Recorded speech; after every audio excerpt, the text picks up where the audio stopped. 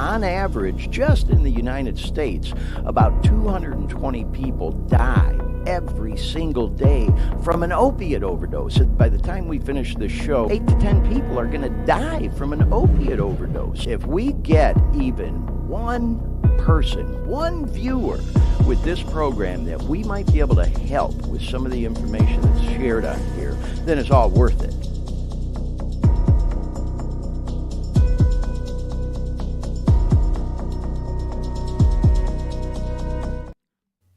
Well, good afternoon and hello, good evening as well to our friends on the East Coast. Welcome to the Dare Me podcast. I'm Glenn Victor, the shit show supervisor.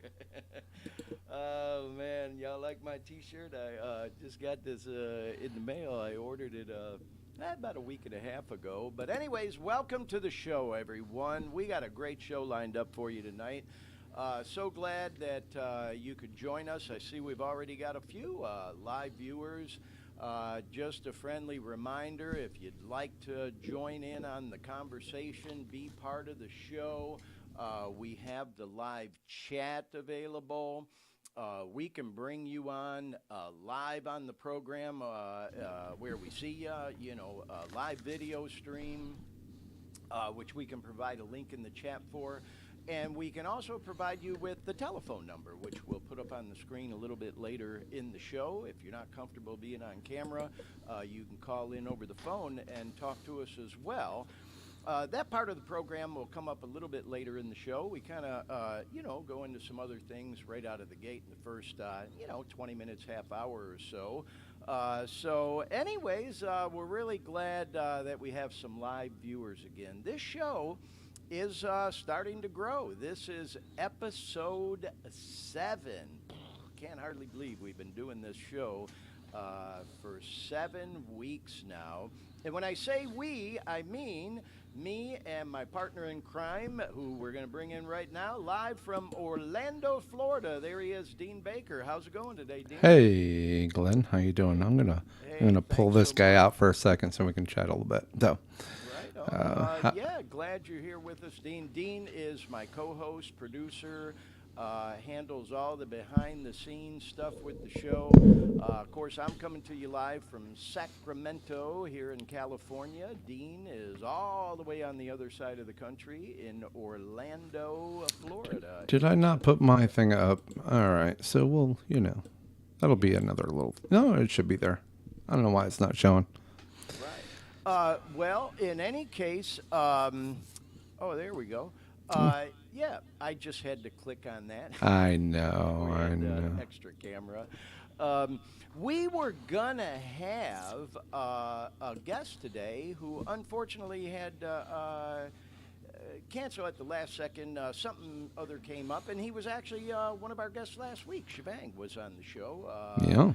Partner of mine in recovery and music as well. Great musician. And by the way, Shebang released a brand new song this past week, Emotions. That's a great song. And hopefully we'll have him on the show again next week, and we'll talk a little bit more about that.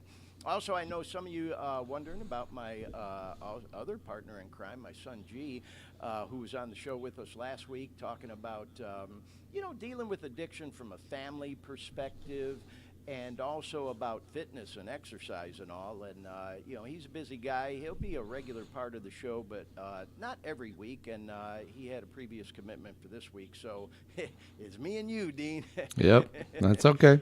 Yeah, we're going to have it. We do got a good show, though. Information-packed show.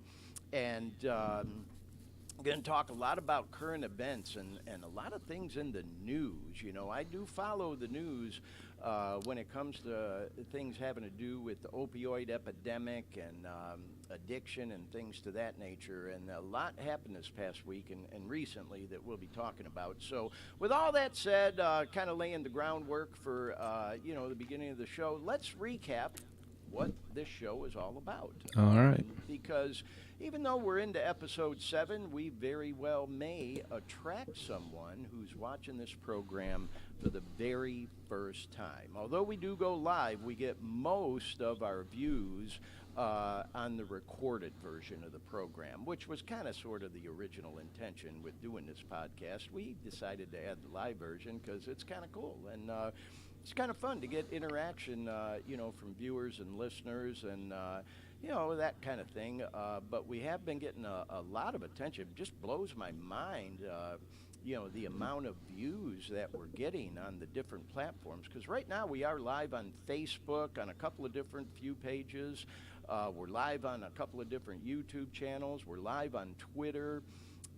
So in any case, yeah, I do want to recap what this program's all about. It is about trying to help people who may be struggling with an opiate addiction, looking for information about how to get through that madness and get to the other side. And myself, just to kind of qualify what even, qualifies me to talk about this topic, is I became hopelessly addicted to opiates. It all started with opiate medication. I broke my ankle and I was prescribed narcs, and I knew better. I should have never taken them things because I have a long history with addiction that I've talked about on this program. You can learn all about that in previous episodes, and I'll talk more about it moving forward. But again, it all started for me when I broke my ankle, had some other health challenges, and, I was being prescribed that shit, and it really got out of control, and it went on for 9 years, y'all. And then, I was doing the whole doctor shopping thing and all that madness that comes with it, and then start trading meds with other people taking it, and then getting it from the street and all that other stuff, to the point where I would get dope sick if I didn't have any of the meds and resorted to snorting fucking heroin. Oh my God, never in a million years did I ever think that I would snort heroin. I'm a grown-ass man. I'm a 60-year-old man. And this, started, I've been clean now, I should say, for over 2 years. Thank God. I have been completely clean for over 2 years. It was 2 years in March. But so, here's a guy in his mid to late 50s, never touched that shit in my life. And because I was so sick from the opiate medication and going through withdrawals because I couldn't get any, I knew people, that would say, hey, Glenn, can't get any of the good right now. But hey, man, it's fucking opiate. Here's heroin. It'll hold you over until we can get some more of the good pills, and so. I understand now how people can get addicted to heroin. It was one of them things I really was pretty fucking naive about, As a younger man, I struggled with addiction. I got caught up in the whole cocaine thing in the 80s. That was my first involvement with getting clean. I got involved with 12-step programs, AA, NA, all that kind of thing. And I stayed clean for almost 17 years. And I had a horrible relapse on booze. I was just going through some horrible personal life things, and I fell off, y'all. Got a little cocky, thought I had that whole recovery thing all figured out. And that was a 5-year run, man, on the booze, and I ended up in a treatment center in Michigan called Brighton that some of our listeners may be familiar with. It's one of the oldest rehab or drug alcohol treatment centers in the country. I got out of there after a month-long stay, and I stayed clean for over 6 years again. And then I broke my ankle, and the whole madness started. With the, I'm sorry, I just got a message. And the whole madness started with the opiates. So in any case, y'all, while I was trying to get clean, I was looking for information online on how to get through opiate withdrawals because I tried. I tried for a long time before I was finally able to kick, which is a whole nother story. And I tried. And part of my struggles were during the pandemic, the COVID, coronavirus pandemic. And so, everybody's kind of stuck at home. And I would literally be on Google, on YouTube, looking for things. And there is some good information out there that we've talked a lot about on this show, talk more about going forward. I didn't find anything, though, like what we're doing with this show. Didn't find anything like this. And as we put up at the beginning of this program in terms of content advisory, fair warning, we talk about drugs on this show. So, if you're easily triggered by mention of specific drugs, this may not be the program for you. If you're easily offended by strong language, this may not be the program for you, I cannot be concerned about the language I use on this program. I've had a dirty mouth my whole life. I cuss and swear like I'm a real one, y'all, Ain't no sugarcoating nothing on this program, So, hey, I may drop F-bombs. I may curse and swear at times, It's not meant to offend anybody or be disrespectful, but I don't want to come across stilted or anything like that, okay? You're getting the real, authentic Glenn on this program. That's for goddamn sure, man. I put myself out there, which I've said on this show. I've been self-conscious at times, a little second guessing, like, oh my God, I can't believe I'm fucking putting myself out there like this. What the fuck am I doing? But you know what? I've said it before. I'm going to say it again. I won't stop saying it. As we mentioned in that intro to this show, right now, according to the latest federal government stats, just here in the U.S. alone, because this is a worldwide problem, as we're going to talk about on today's edition of the show, about 220 fucking people dying every single day in the United States of an opiate overdose, and I said it so many times, I can't stop saying it, man. By the time we finish this show, doing the math, about 8 to 10 people are going to die from an opiate overdose. What the hell? Blows my mind. This has been going on for a long time, and if you think it's gotten better, you are badly mistaken. It just keeps getting worse. As you're going to see when we go over some of the news stories today on the program, if you weren't aware. So when I talk about being self-conscious, second-guessing myself, put myself out there like this, because I am aware, it doesn't just affect me. My behavior can be a reflection sometimes on my family, my friends. I got a couple of kids, I don't want them to be embarrassed by their old man doing this kind of thing. But, we've talked about it. And the fact of the matter is, if me putting myself out there like I am helps even one person to seek out some type of help and maybe ask for help, and it helps keep them alive even one day longer, then it's all worth it. Like I've said, I've just gotten to a point where I feel like I have no fucking right to keep to myself what happened with me, and being able to survive it. I don't have a right to keep that to myself. And so this is the platform we've decided to use to try to get the information out there we're talking about on this show. And by the way, Dean, I want to thank you again.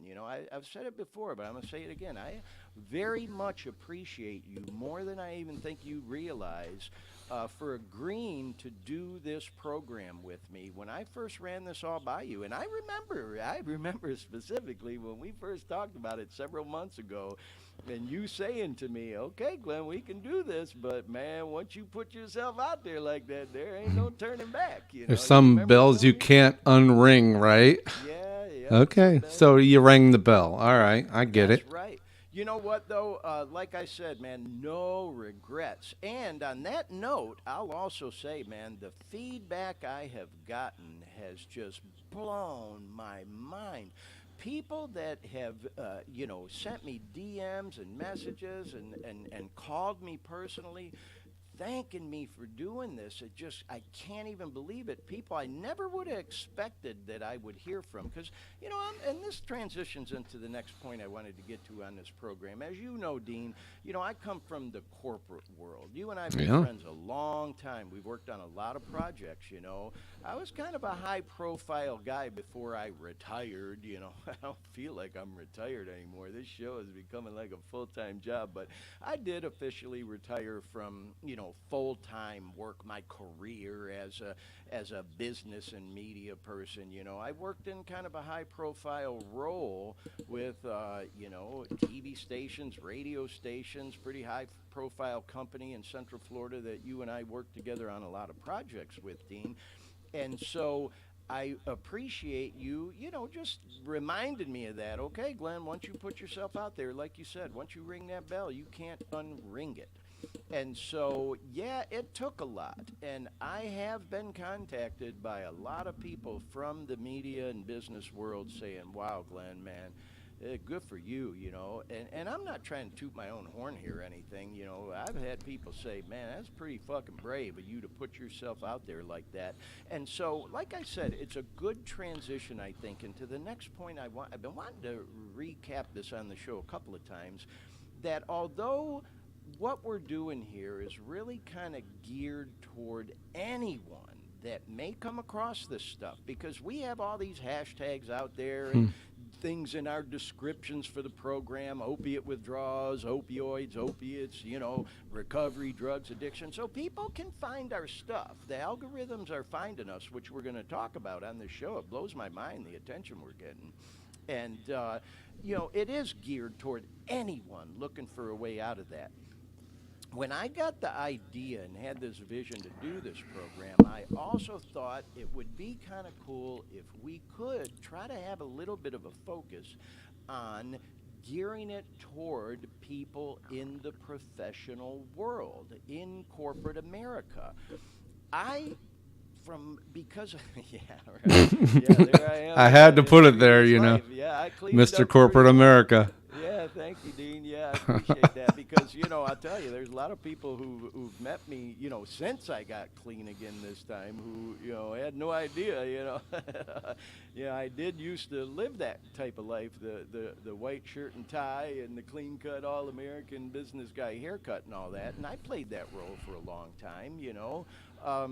And I think I was pretty good at it. I was pretty good at minding my P's and Q's over the years, even though I had a couple relapses, thank God, I never embarrassed, I don't think, at least not from the drug addiction, the companies and media outlets I work for and whatnot. The thing I'm saying, though, is it is very difficult for anyone to ask for help, reach out for help, or be willing to accept help with an addiction. I'll also say, I think from my own experience, that sometimes maybe it's a little more difficult for people who are living and working a high-profile position. People in corporate America, a CEO of a company, a news anchor, a news reporter, a high-profile salesperson, a spokesperson, a PR person. That's the life I lived for, 30 years living in Central Florida, and even before that when I grew up in the, Metro Detroit area as a media guy, working for, stations. I did WWJ and going on and on. You get the idea. Those are high-profile outlets, and to come forward and acknowledge that you have a challenge or a problem. Oh, my daughter-in-law, Alana's watching. She said she loves the T-shirt. I'm just watching in the chat. Hi, Alana. Peace. Love you, dear.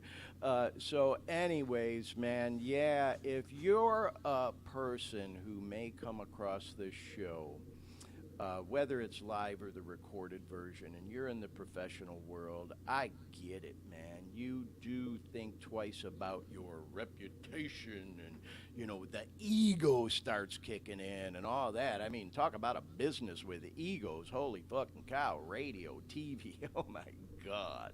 Believe me, y'all. And I know, because I had that shit going on, too, still the ego maybe kick in once in a while, even with this show, but this ain't about ego, man. This is not about ego at all, whatsoever in the world, but I get it.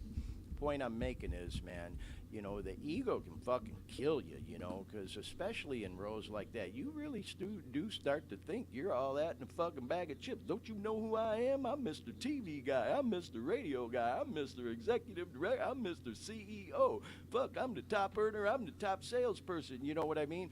And for me, what happened in the last several years of my career, you know, usually your top earning years are near the end of your career, and that certainly was the case with me.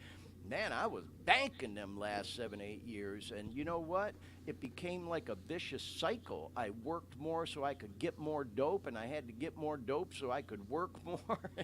It's like fucking, you know, like I say on here often, it snowballs out of control. So the point I'm making is, man, again, if you're one of them people in a high-profile corporate America, you know, media person type of role, and you're worried about your reputation and your ego, just remember what I said, man. For me, it took a lot to put myself back out here the way I am, and the feedback I've gotten has been unbelievable. Like I said, I'm hearing from people I'd never thought in a million years I would hear from, who I've followed and been friends with on social media, casual acquaintances, colleagues, or whatever, not people I necessarily hung out with on the weekends or what have you.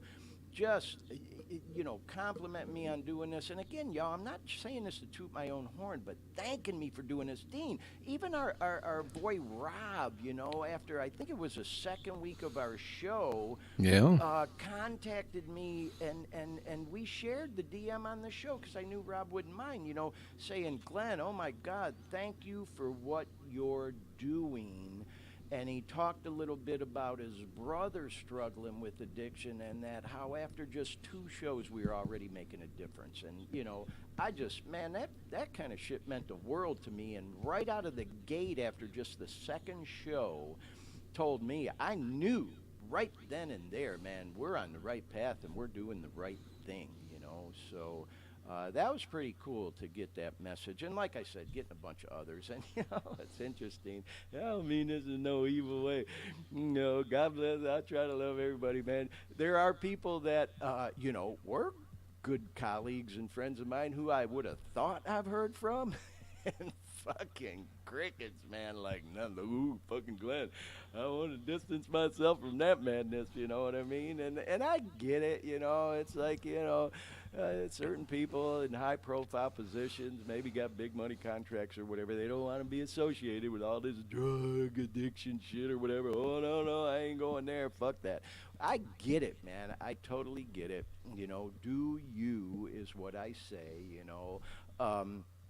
Where I was going with that whole thing, though, is at the end of the day, man, please don't let your ego, your reputation get in the way of saving your life.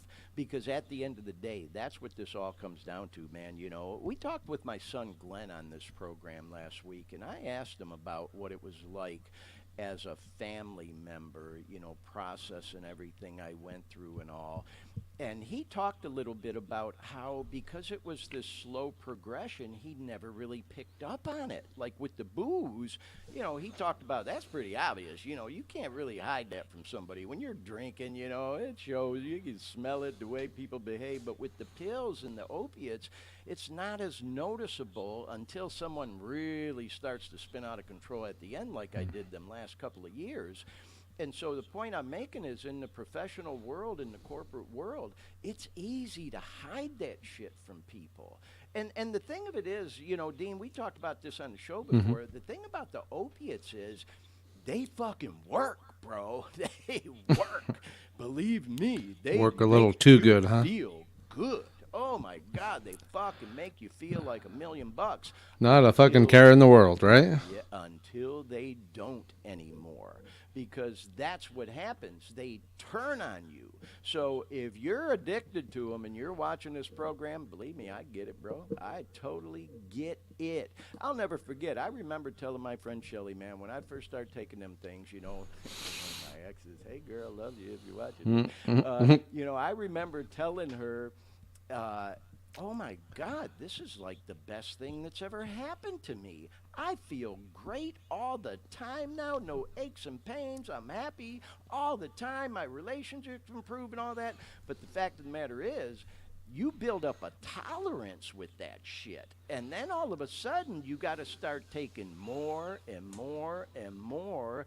And, if you follow it, you know that eventually you're just taking it to feel normal because now all of a sudden your body becomes physically dependent on it. And without it, you go into these horrible fucking withdrawals. And we've talked about the withdrawal symptoms on this program many times, and we'll talk about it more as we go. I don't want to go into a lot of it right now, but if somebody's watching who's addicted to opiates, who's gone into withdrawals or trying to kick or whatever, you know exactly what I'm talking about. It's horrible. So that shit turns on you, man. It turns on you. It fucking tricks you into thinking that you found the best thing you could ever found, So that's why I joke around, but half serious say sometimes like, God damn, I was fucking kidnapped by that shit, man. I got hijacked, My whole life got taken over, and I somehow was able to be a functioning addict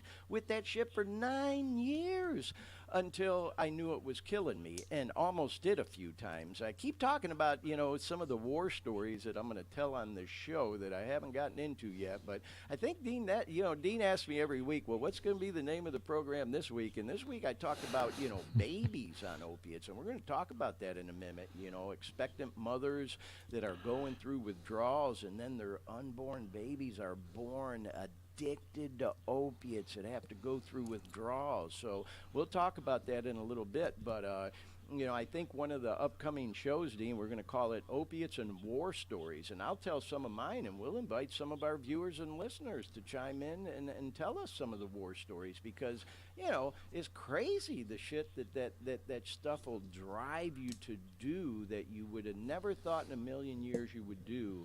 But when you're dope sick, you'll do just about anything to get more. So in any case, with all that said, that's another recap of the purpose of this show. And we will talk about some good practical ideas and solutions for people that are looking to kick to help you get through it. We've gone over many, many, many in previous editions of the show. If you come across the recorded version, please go back, watch, listen to some of the episodes of the show. We give you some great ideas. We talk about things like kratom and whether or not that might be an option for you. We talk about things like Suboxone, methadone, whether or not you may want to try entering a rehab center, a treatment center. We talk about, health insurance, EAP programs, how that can be an asset to you. So any questions about any of that kind of stuff, by all means, feel free to ask, and we'll talk about it more as we go.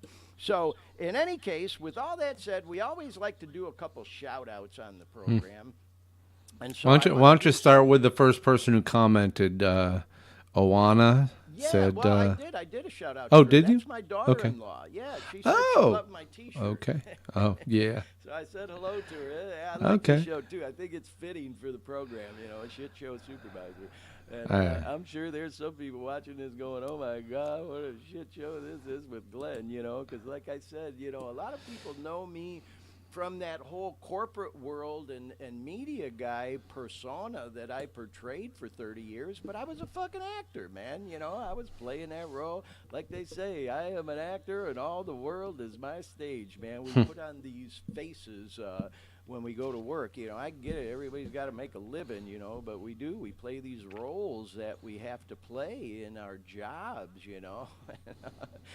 like I said, I think I was pretty good at it, but you're getting the authentic Glenn on this program. That's for goddamn sure. But anyway, I want to send a shout out to a friend of mine from Detroit City, the metro area, Kelly D. And we were texting this week and today. Kelly celebrated 1 year clean this past week. Where's our applause button, Dean? I know you got an applause sound effect if you might be able to do it. But hang on. Yeah, we want to say congratulations to Kelly. Kelly's a friend I met last summer when I spent some time. I spent the summer up in the Metro Detroit area, and I met Kelly, and we actually went to a Grateful Dead concert. There was a group of about 8 of us that went. Actually, they don't even call themselves Grateful Dead anymore. It's Dead and Company, since Jerry Garcia passed. But and now like John Mayer plays with them and stuff. It was a great experience, and a lot of y'all know I'm such a music guy. I never was like really a Deadhead. I mean, I knew some of their music and their most popular ones, but I had never gone to a show.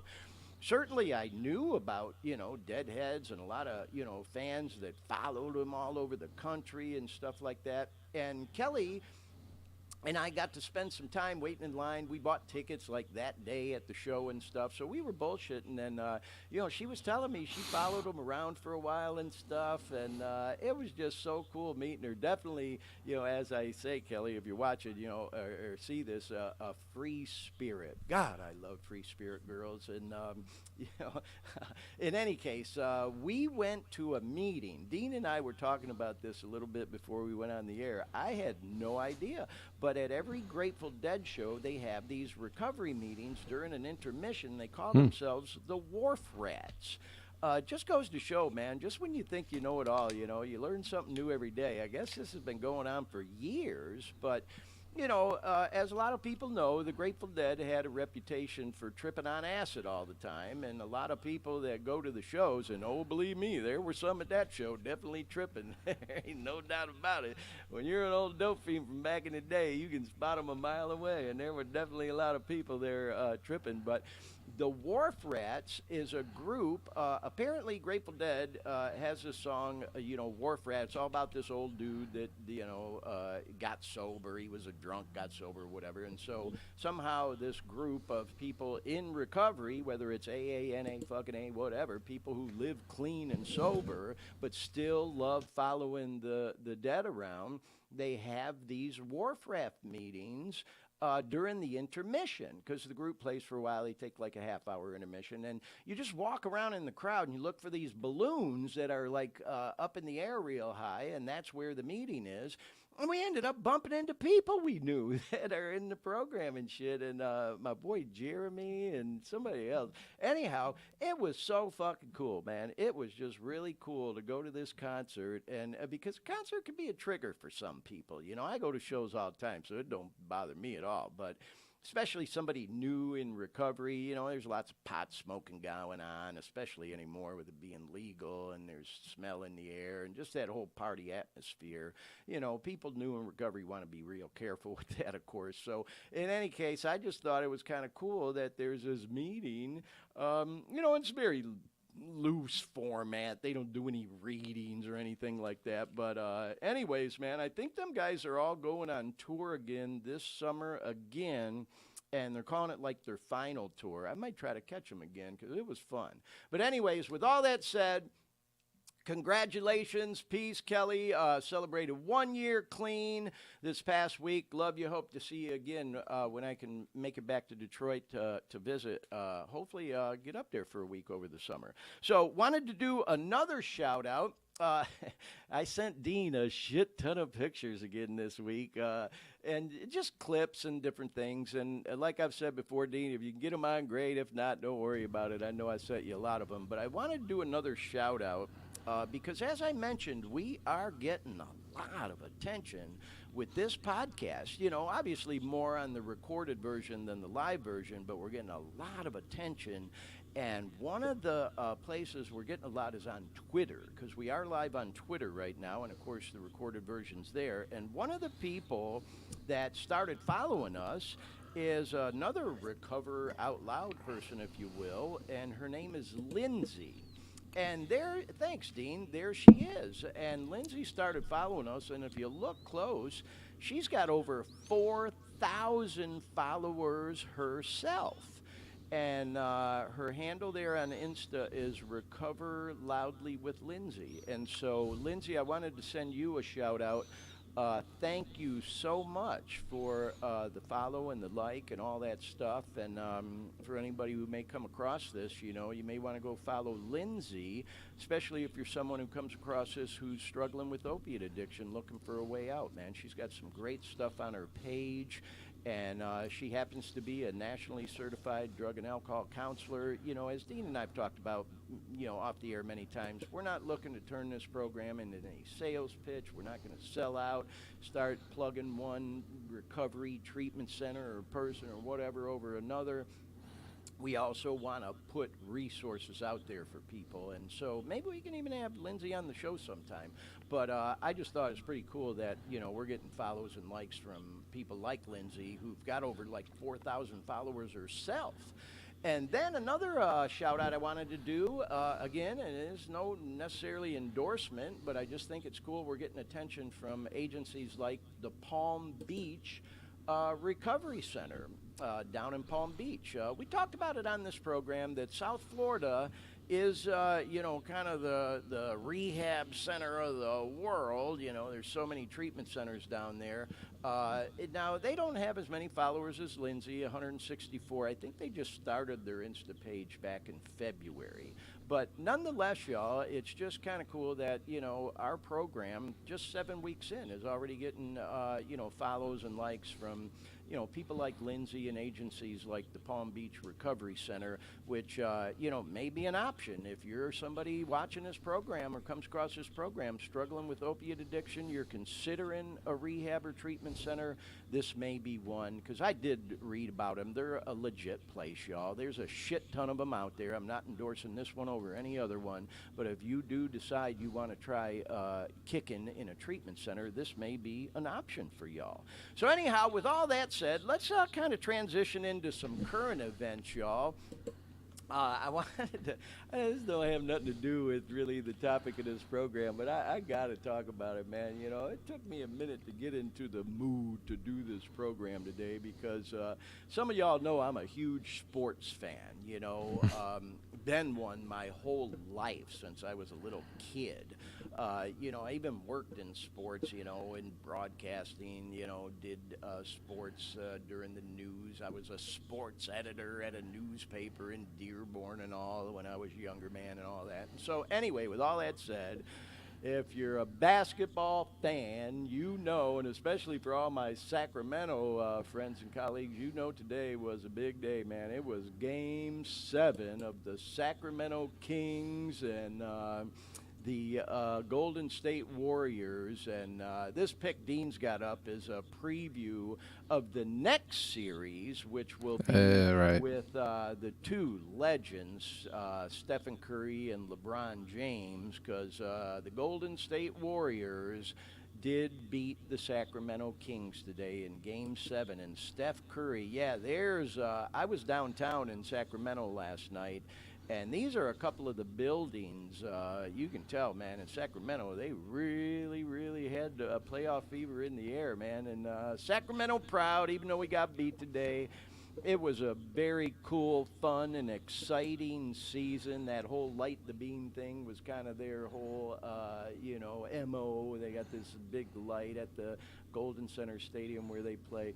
So anyway, shout out to the Sacramento Kings for a great season, exciting season. That game today, man, they played them tough till the fourth quarter, but then, Golden State just blew them out. And for those who are sports fans, Steph Curry broke the record for most points the most points ever in the history of the NBA. Most points in a Game 7, he had 50 points. Nobody's ever done that before. Yeah. So, with this series coming, so that was kind of the battle of Northern Cali because, San Fran's just an hour from where I'm at. And, so Sacramento and Golden State, man, that's fucking a cool rivalry. And I even posted something. It's kind of like the old Subway series back in New York between the Bronx and Brooklyn, the Yankees and Mets, And it was just very exciting and so fun, being that I just moved here last October, man, I was joking around with people. Yeah, I brought luck to the to the Kings, man. But, my first season of following the Kings, I'm a Piston fan being from Detroit. I always will be, bad boys forever and all that. And then the Magic fan being from Orlando. But it was kind of cool following the Kings this season. They are a great team. I was having flashbacks watching that game today of all those old, Piston Laker rivalry, Game 7, Piston Boston, Piston Chicago. Oh my God, man. So yeah, SAC is a young and upcoming team, and they're great, man. They'll be back. But I will say, for people who maybe even aren't big sports or basketball fans, this series between the Lakers and Golden State, which is really a battle, for North and South California, you're going to see two legends playing the game. Like Really? them or hate them, I get it. LeBron ain't everybody's piece of cake, Sometimes he says things rub people the wrong way and all that shit, I remember even back when Jordan was still playing, being a Piston fan, I got so sick of the man. It's like, oh my God, can we just get past it? Yeah, but you had to re-love him when he came back, when he tried to do baseball. Yeah. But you just had to re-love MJ. Yes, you just had right. It was yeah.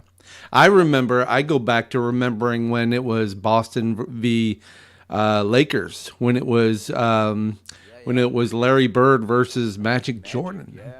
Magic Johnson. Wow. Yeah. I remember watching those games. I had to have been 12 years old, but I remember those games. Well, you know what, Dean? It's like you're alluding to actually what I was just thinking. It's like I got so sick of Jordan, and then I was even like getting pissed because, they were beating the Pistons out. But now I look back and I have a respect and appreciation that I was alive and around to watch them games and, be part of seeing the best player to ever play the game, in my opinion, the legend, Michael Jordan. And so the point I'm making is, for anybody who maybe even just a casual sports or basketball fan, this series with LeBron and Steph Curry, you will literally be watching two legends in the game go up against each other. I mean, I totally loved that SAC and Golden State series, but I'm really looking forward to this Laker Warriors series too. So anyway,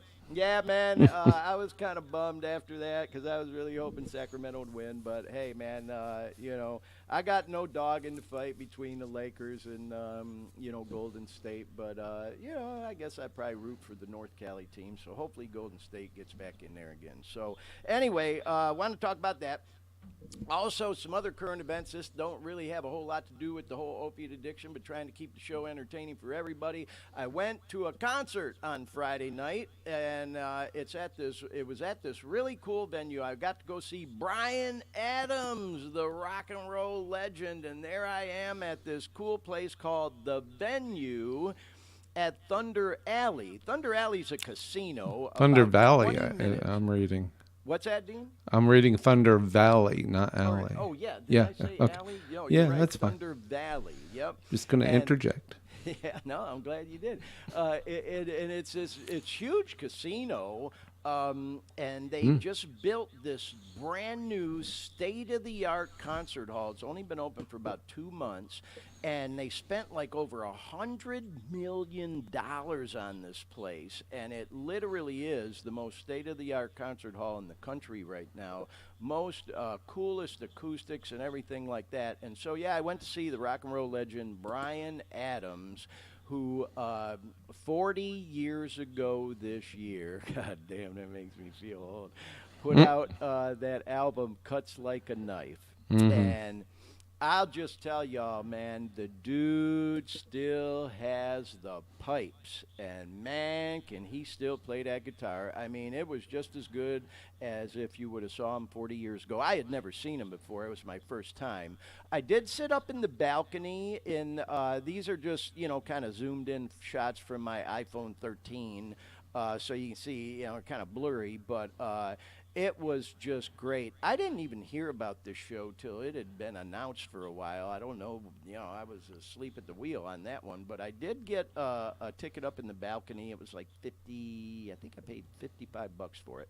So Well worth it, and I will say, oh my God, man, the acoustics there were great. It was such a great show. So, Huh? but I wanted to bring it up in part because it does have a little bit to do with addiction and all.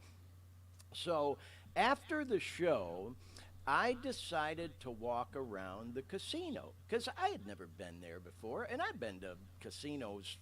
Shit, half my life, you know what I mean? Been to Vegas more times than I can mention. There's, casino gambling in Detroit. You know, they got the boats down in Florida. You know, the whole 9 yards, the Hard Rock in Tampa. I've been. Um, I am not a big gambler.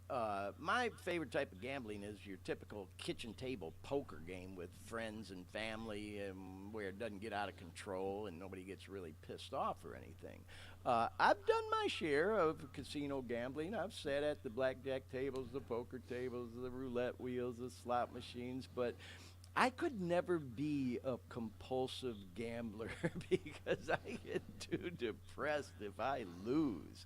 And I've never lost a shit ton of money or won a shit ton of money. But the point I'm making, having to do with addiction, man, I walked around that place for a couple hours and I stopped. And, I'm just standing there behind people at tables watching them, and different things. And I was asking some of the dealers questions about different things and even walking around the slots. And oh my God, bro, I'm sure you've seen it, Dean, and our viewers and listeners. Some of these people are like fucking zombies, man. Yeah.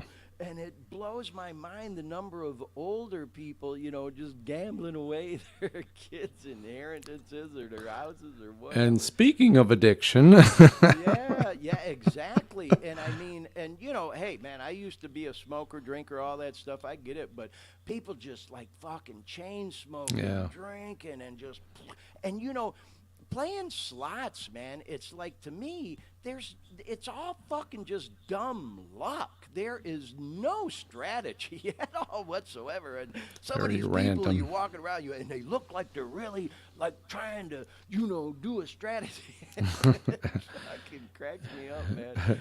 And so when I finally left, man, because it's not my thing, but all I could think to myself, Dean, was, oh my God, what a bunch of lost souls, man.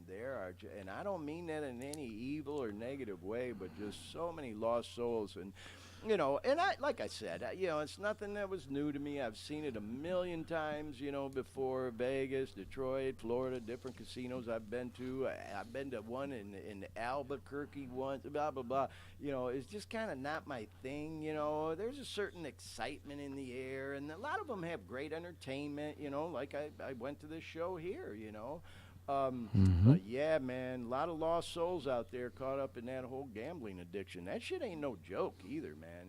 It's not, So, Yeah. any case, that was something I did on Friday. Then yesterday, these were kind of the last picks I sent you there, Dean. I think they were 11 and 12. I went to a couple cool NA events in Sacramento yesterday. I shared on the show last week that I was feeling a little bit homesick for Florida because there were some cool conventions, NA conventions going on. There was the Daytona one, and then this weekend was the Key West convention.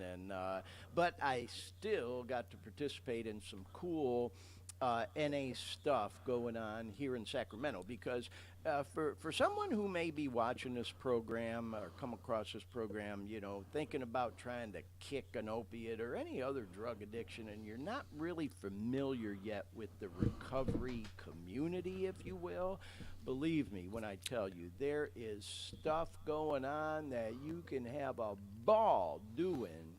Was it called? Was it called the One Day Convention? Was it called All right. Exactly. I'll put it up. There you go. One of them. Yep. That was it was an event I went to yesterday, and actually, believe it or not, my sponsor, my NA sponsor here in Sacramento was the 6 o'clock speaker. And I'm just gonna say this. I do it every show, but I want to say it again. For all my NA purist friends and NA policing gurus, we say there are no leaders in the program. We're all just trusted servants. And I always like to say, man, my disclaimer, I am no representative of NA, AA, fucking A, any 12-step program. This is just my podcast, man. And I do a lot of different things for my recovery, and going to NA meetings is one of them. I go to AA meetings. I go to whatever the case may be.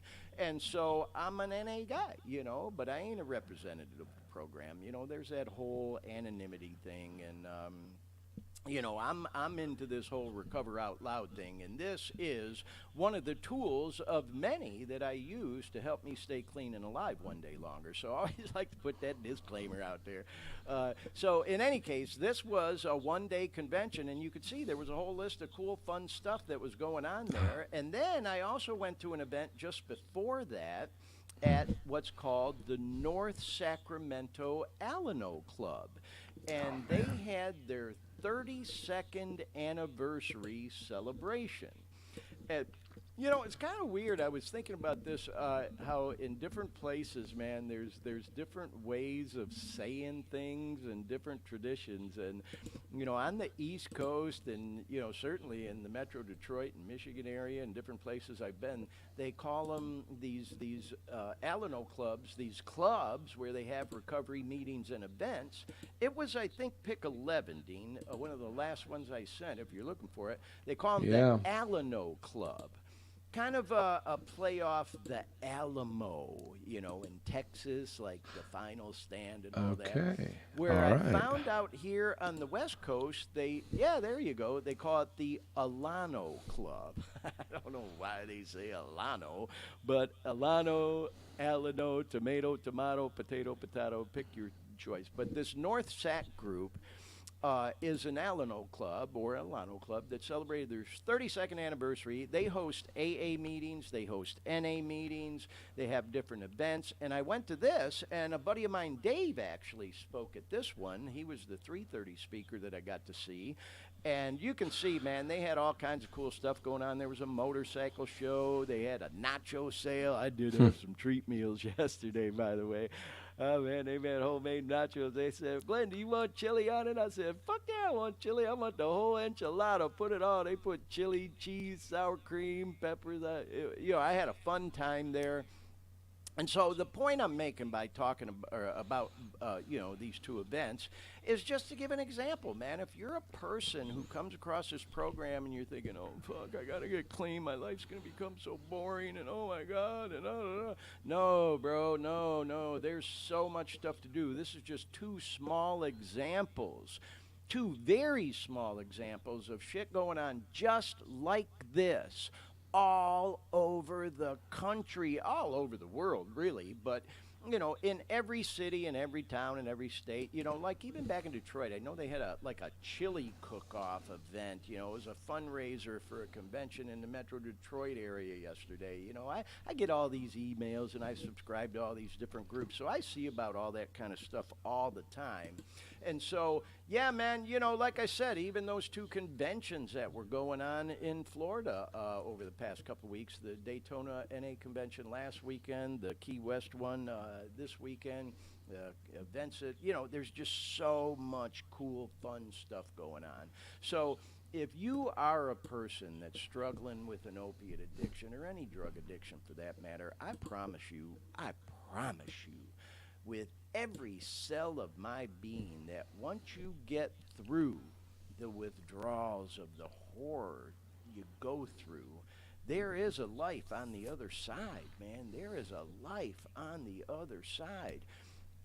And it's a fun life. There's so many people out there that are clean that will be able to relate to you, that you'll be able to relate to, who've gone through the same thing. And no disrespect to anybody who may come across or watch this program who's never been through an opiate addiction or another drug addiction and had to kick. There's no way you could possibly understand. You can be an advocate, you can be an ally to them people, but you'll never understand. And believe me, you don't want to. It was the worst thing I've ever been through in my life. It was horrible. And I don't want to get into the whole thing, but I've shared on this program. I'm a cancer survivor too, y'all. Thank God I didn't have to go through radiation, but I did go through 6 months of chemo, and it was hell. The opiate withdrawals I went through and kicking that shit was worse than that. So, again, if you're working on trying to kick and trying to get through an opiate addiction, I promise, first of all, you can do it, man. I've said it on this show before. I'll say it again. One of my favorite sayings, man, is that whole saying, if you're going through hell, keep fucking going. You will get through to the other side. I promise you, you can do it. If I did it, you can do it. Anybody can do it if you make your mind up. You're going to go through hell. You will. It's awful. And, how long it lasts is kind of different for everybody. You know what I mean? It depends a lot on how long you were doing opiates, how much you were doing, that whole fucking thing. And you're going to be miserable for a while. But as that, one guy we talked about on the show, Dean Christnall, says, embrace the suckiness, embrace the misery, You're a fucking warrior. You can get through it, and there is a good life waiting for you on the other side. You will be alive. Don't fall victim to this bullshit going on and die of an accidental opiate overdose because you get some bullshit pills off the street that, you think are legit pills and come to find out they're laced with fentanyl or whatever, So anyway, yeah, man, there's so much cool, fun stuff out there. And let me say this before we transition. We're going to talk about the news here in a second. If you're a person who decides that, in addition to doing other stuff that may help you get through your addiction, you decide to start going to 12-step meetings, whether it's AA, NA, OA, CA, whatever. There's a shit ton of them out there now. You got Heroin Anonymous, Opiates Anonymous, Cocaine Anonymous, Narcotics Anonymous, Alcoholics Anonymous. There's just so many of them, Whatever, if you do pick one. I always tell people, please do yourself a favor. Don't let your mind trick you into thinking that's not for you. Don't let your mind sabotage you right out of getting the help that you probably can use and need. There are so many different types of meetings out there. So please do yourself a favor and don't judge all the 12-step meetings and programs by the first meeting you might go to, or the first group of people you might meet, or the second or the third, or maybe even the fourth or fifth. You keep going or keep coming back, as we like to say around the 12-step programs. I promise you, you will eventually meet a group of people, some friends that you'll be able to relate to.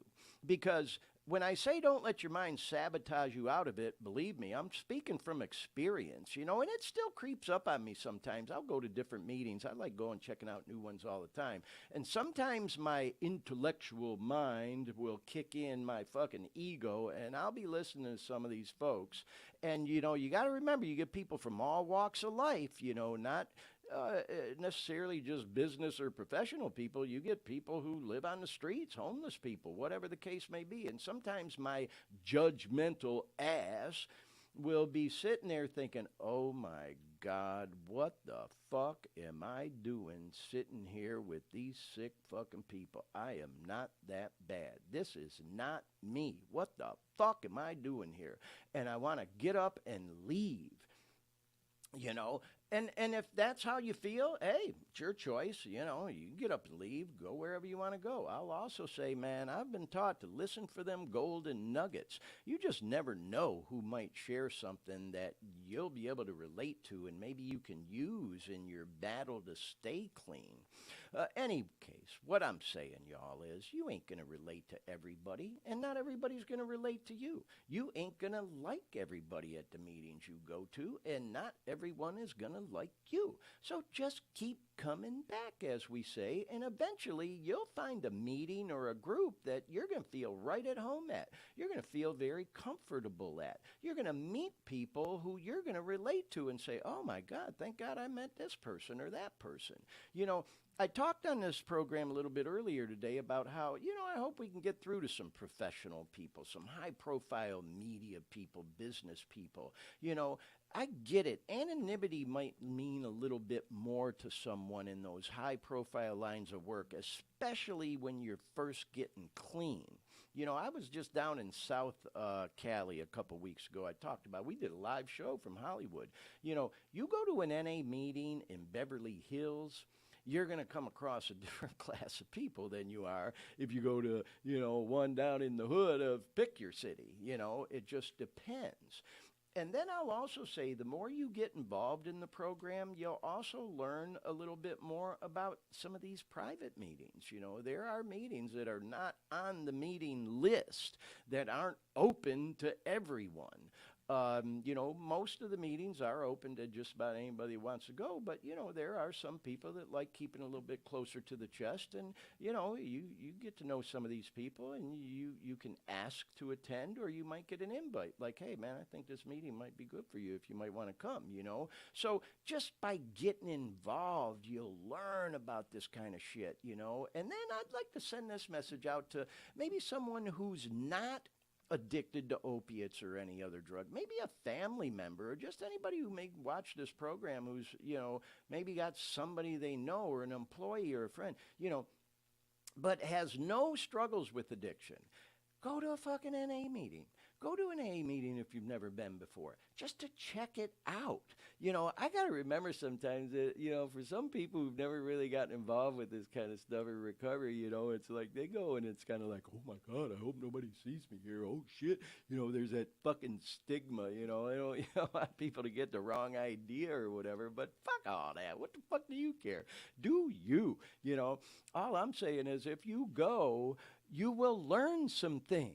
You will learn about how to maybe even be an asset or an ally to someone who's important to you, whether it be a family member or an employee or whatever the case may be. There's an old saying around the program. I hear more in NA, like, we are the greatest show on earth. You will hear stories in some of them meetings that'll blow your fucking mind, and I am not kidding. I said earlier on this show, I think I'd like to do it, Dean, do an edition of the show where we have war stories, By the way, I see Lori just chimed in, and she's watching. She says she's Eric T in the house. So anyway, I'm sorry, I didn't mean to get distracted, folks. I'm just looking at the chat. So welcome, Lori, and if Eric's watching, hi to you too, Eric. But the thing is, there's an old saying around the program too. They pass the basket, and usually people put a buck or two in, and there's no obligation. It ain't about the money, It really ain't. It's about buying literature. Does it keep everyone in donuts and coffee? Yeah, donuts and coffee. Yep. And believe me, the coffee is really strong sometimes. Last night I was sitting next to Shay, and she was waiting to speak, and we were both drinking this coffee, and man, that shit was so strong, it was like fucking motor oil. And she, before she got up to speak, she goes, God damn, I'm drinking this coffee, it's getting me all nervous and wired up, Well, you're from Detroit, so you should like motor oil coffee. Yeah, right, that's a Detroit thing. But the thing is, as my friend Dave says, man, we had that good ass NA coffee. But yeah, man, they like to make the coffee strong at meetings. But the thing of it is I remember a friend of mine, Creighton, used to say, he was a friend of mine up in Popke area. He used to say, God damn, Glenn, man, going to these meetings is the best entertainment you can get in town for $1 each night. And it's true, because you see all kinds pass through, man. I mean, all kinds. There ain't no boundaries, bro. This addiction shit does not know any boundaries. I'm talking black, white, Puerto Rican, everybody just a freaking black, white, short, tall, skinny, fat, it don't fucking matter. You will meet every gay, straight, bi, whatever the fuck. You will meet every person you could possibly imagine in these meetings. And that's something I started to say earlier too. It's like, It depends a lot on what area you go to. There's that old saying I learned around the program, man. There's one guy was saying, man, I used to get high at Park Place and Park Bench. Sometimes you start at Park Place, and then the more you lower your standards and lose shit, now all of a sudden you're getting high on Park Bench. And Hey, I can relate to Glenn. that. Lori says your volume is low. Oh, is it? Okay. Yeah. All right. Just crank up your volume a little bit. Crank my volume up a little bit. Okay. Maybe that's a Yeah. little better. Okay. Yeah. Well, is that better, Lori? Yeah, I'm sure it is. Yeah.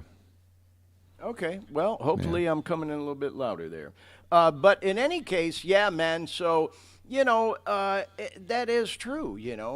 Some people come in the program and, it's like I was talking about earlier, the whole ego thing kicks in. Like, don't you know who I am? Shit, I used to get high on Park Place with so-and-so and this and that and the other, Yeah, well, where were you at the end? Maybe you weren't even on Park Bench, but you were at home isolating and you didn't even fucking want to be around anybody else because you didn't want them to see how far your addiction had taken you, or you don't want to fucking be around nobody because you don't want to have to share your shit, or whatever the case may be. So, yeah, you will meet different types of people at the meetings, and a lot of the times it does depend on what part of town you go to or whatever. So I kind of went on a little tangent there, but the point I wanted to make is for anybody who maybe is not familiar with 12-step meetings. Oh, and Lori says, yes, the volume's good now. Thanks, Lori, for the heads up there.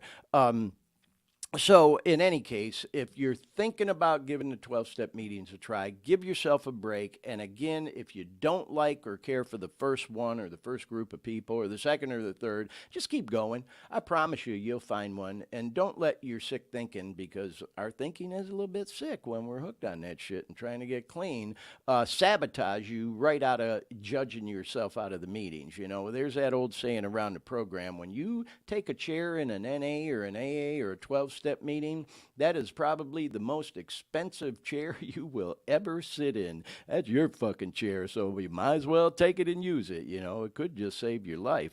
So anyhow, with all that said, man, I see we got some more people chiming in here. All of a sudden the chat's getting active. If any of y'all want to call in or anything, you're more than welcome to do that as well. But Dean, let's kind of go into some of the things going on in the news. Glad we talked about some of the practical ideas and solutions again on this program. And by the way, there is the telephone number if you'd like to call in and be live on the show. I appreciate you putting that up there, Dean. And before we transition into the news, I'd like to say as well that anyone who may be watching live right now or come across the recorded version of this program, we really appreciate any likes, shares, all the things, we're on a lot of different platforms. We're on Facebook. We have the Dare Me Facebook page. We have my personal Glenn Victor Facebook page. We're on Twitter, we're on YouTube. But the one we're really trying to grow, and the podcast platform's coming up too.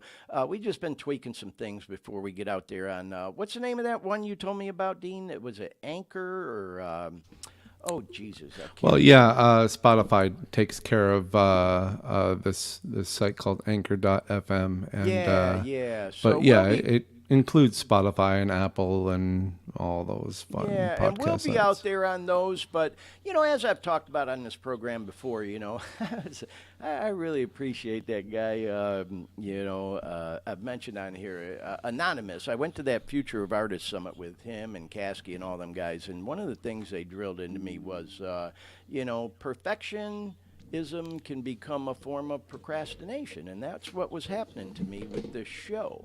And so, we didn't have all the pieces in place I wanted when we started it, but we had enough to begin, and we did.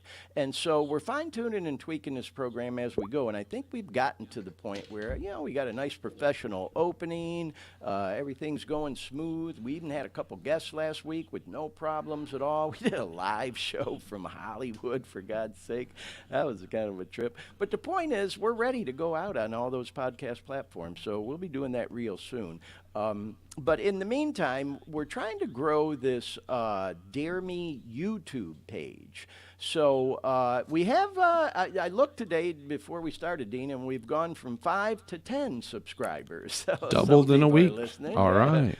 Yeah, we got 10 subscribers. So, that page, I still got to add last week's show. I was busy with other stuff. I'll get after today. I'm gonna get busy. I'll post last week's, and then I'll give it a day or so, and I'll post this week's. But that page is really a nice, clean, uncluttered page. It's just Dare Me podcasts and some shorts. It's not real cluttery. They're in chronological order. So again, for anybody who may come across this edition of the show, if you're liking this, you want to kill some time, believe me, if you're kicking, I know how it is, man. It's fucking climbing the walls and you're just looking for shit to kill the time.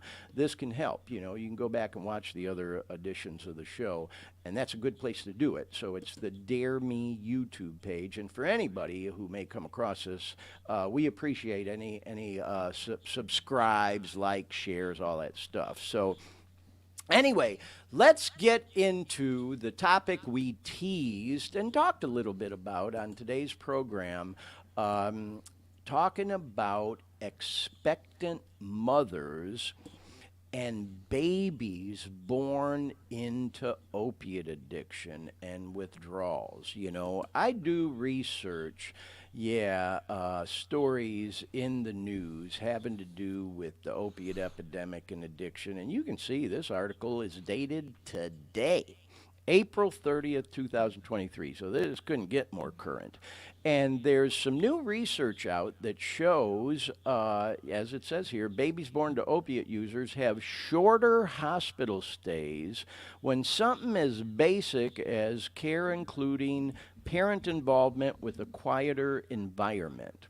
So before we go into that, let's just talk about this for a moment. So this is, and it's a topic that I was really on the fence about talking about, not being a female. I'd love to have maybe a female on the show to talk about, struggling with an opiate addiction and then becoming pregnant.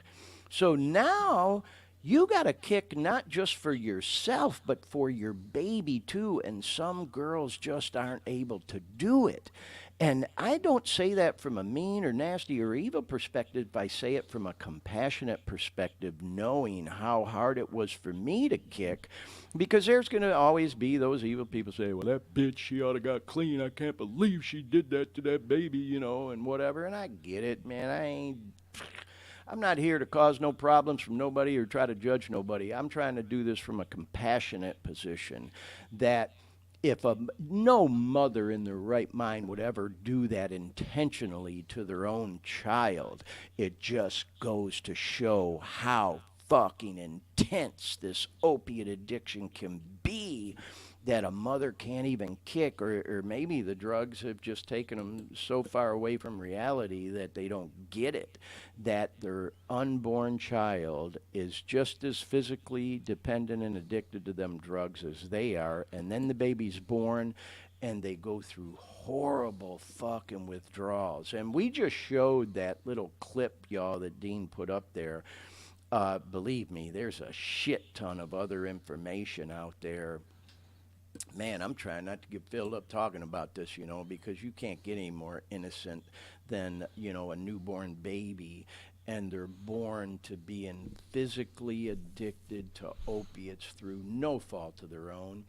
And, there is a shit ton of other information out there is what I was going to say. There's videos showing these babies like shaking, going through withdrawals, and lots of other information. And so, man, it's just, it's such a sad, horrible, horrible thing. And I wanted to bring it up on this program today in part just to remind all of us, what a fucking horrible thing this is. Oh, I see Eric just chimed in on the chat. Hi, Eric, man. I look forward to seeing you again, bro. Oh, longtime friend of mine.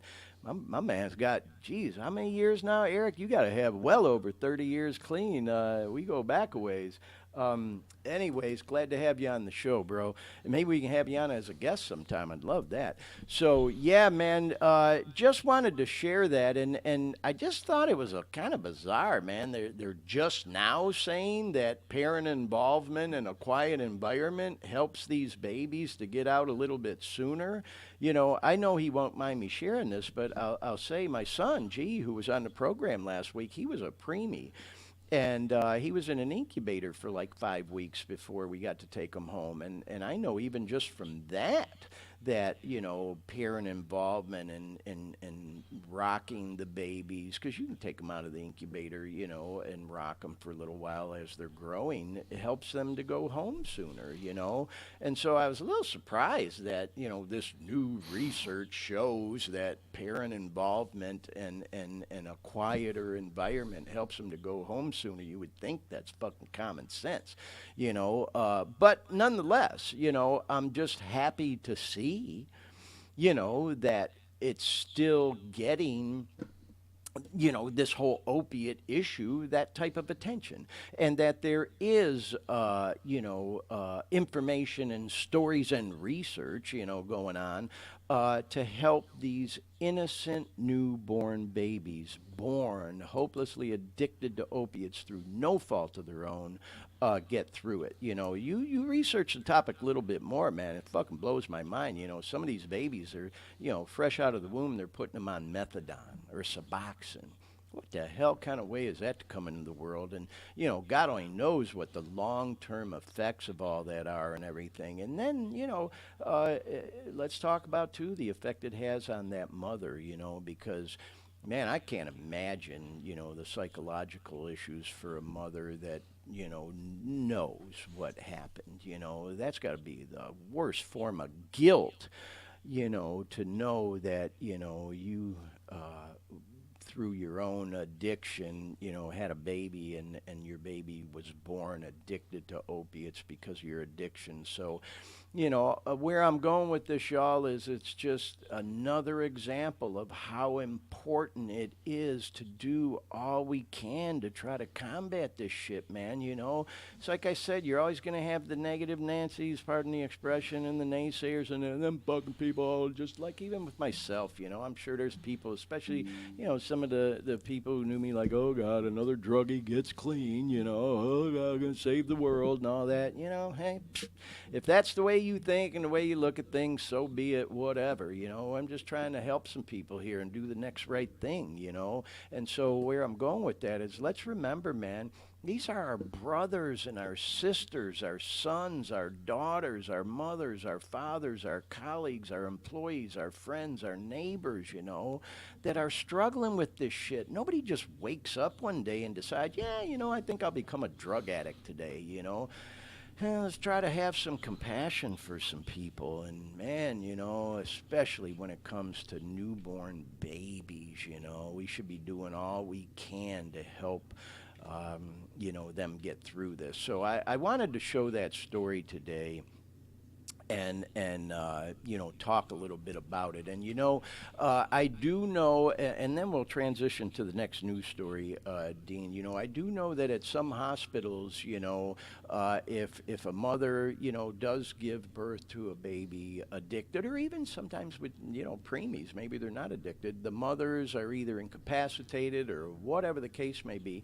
They sometimes need volunteers to come in and rock the babies. And so if that's something, you think you may want to volunteer to do, you contact your local hospital, ask them if there's opportunities to do that. So, Dean, if you want to bring up that next article, I just thought it was interesting. Here we're talking about, babies born into addiction. That and by the way, Eric T posted he's got 32 years clean. You rock, brother, man. Yeah, there was just another story that I sent you an article on. If we don't get it, no big deal. But it just some more research showed that fentanyl use and overdoses are rising, and the headline was amongst our children and kids. And so it's out there, y'all. It ain't going away. It's like I've said. I think it would have been picked I don't even know, Dean. It's one of them. Uh, Yeah, I have a bunch of stories, but I know. unfortunately, I can't read them on these I little sent you images so I've many. got. Yeah, I So sent you so many. But if you in just any read case, the first top sentence, I'll find it. I'll have it. yeah. So states restrict or senator demands DEA. No, that's No, not. those are coming up. It would have Yeah. been right after the one about the Fentanyl death newborn. spike. Yeah, that's the one. Yeah. That's the So one. there you go. This was in Science News. I go to U.S. News and World Report a lot for information, but this was in Science News, and there again, it just shows that fentanyl deaths spiking amongst our kids and teens. And a lot of it with them is they get these bullshit pills, man. They think they're buying legit pills off the street, and they're laced with fentanyl. And so, again, when we talk about trying to do all we can to help people, y'all, like I was just saying, it's not just our husbands, wives, boyfriends, girlfriends, mothers, fathers, employees, colleagues. It's our freaking kids, y'all. It's our children and our teens. And as I mentioned, the newborn babies. So, man, we're just trying to keep this out there in the forefront and top of mind awareness when we talk about stuff like this. So, anyway, let's transition into the next story, Dean. Yeah, it was. This is definitely a current event and a timely thing. It was 1 year ago, this past week, that Big Pharma, Purdue Pharmacy, reached that record settlement to provide over $6 billion in damages. Is this the Yeah, one? yeah, Okay. yeah. $6 billion in damages because of their part in the opiate epidemic, And it wasn't just Purdue, by the way, but they are pretty much cited for being the one that got it all started with OxyContin and, their whole, tricky marketing, as we talked about. Dean, I know you mentioned on the program you've watched that series with Michael Keaton called Dopesick.